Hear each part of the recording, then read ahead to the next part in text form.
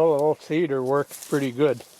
It wants to, it wants to do this. I tied it with this wire here to the hitch on the tractor. But I got to make a bar that hooks to that one, and then it'll hook to the hitch. Make it like a 3-point instead of 2, so it doesn't swivel. Otherwise it worked pretty decent. I gotta make that bar to hook to that, and then that'll keep it from bouncing. It doesn't bounce bad, but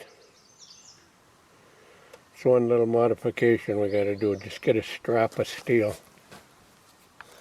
and you should be fine. Got the field planted in.